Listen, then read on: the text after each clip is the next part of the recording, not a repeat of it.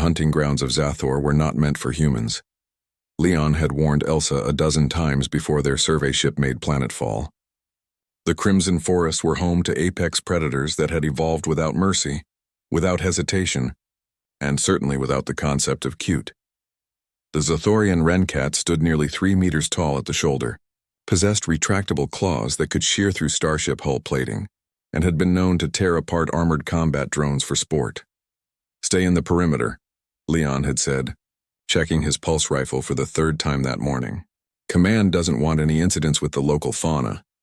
Elsa had nodded, her auburn hair tied back in a practical bun, her survey equipment humming softly on her hip. She was a xenobiologist, not a soldier. Leon was security. That's how it was supposed to work.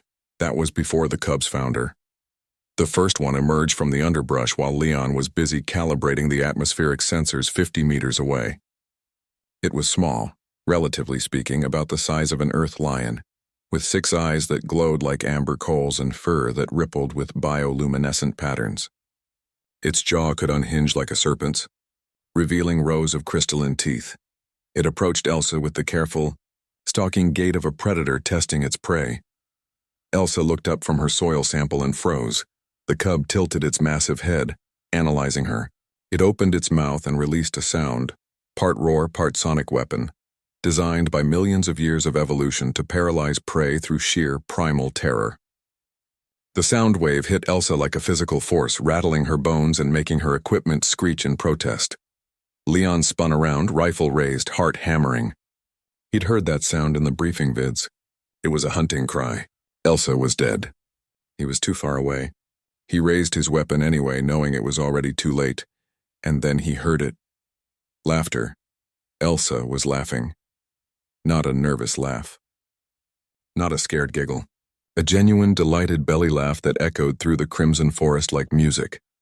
"Oh my God," she wheezed, wiping tears from her eyes. "You're adorable. You're trying so hard." She dropped to one knee, completely ignoring every safety protocol in the book. "Who's a fierce little hunter? Who's a scary baby? You are, yes you are." The cub's 6 eyes blinked in sequence as if its brain was rebooting. It had never encountered this response before. Nothing laughed at a rend cat. Nothing.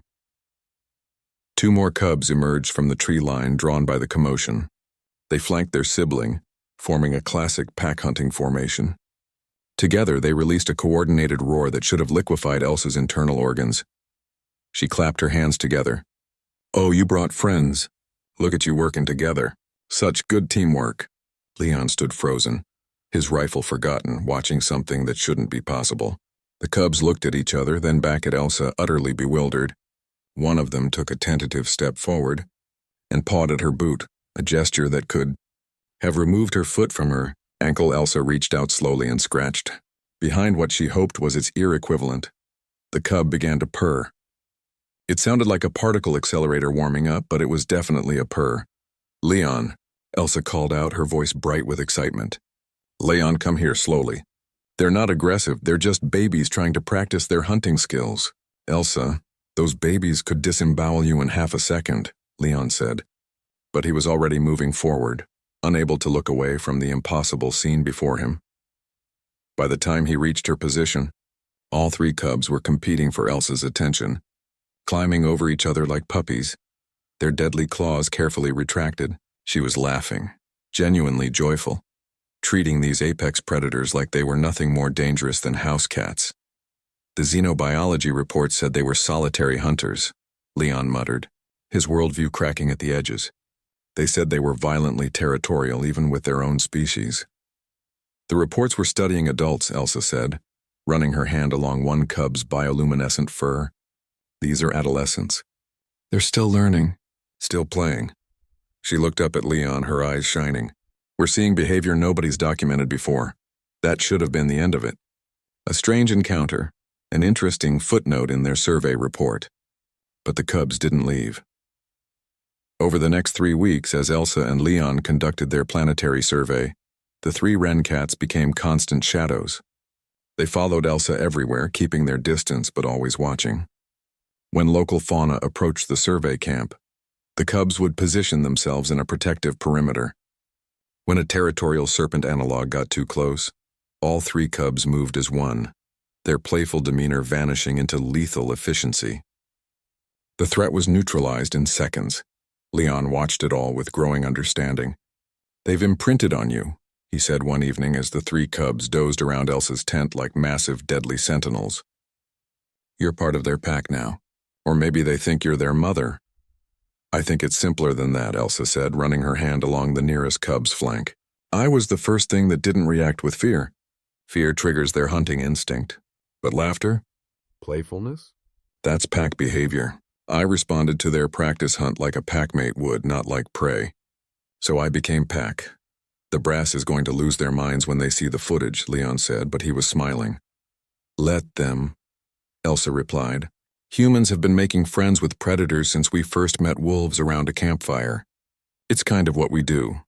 On their last day on Zathor, as the shuttle descended to extract them, something unexpected happened.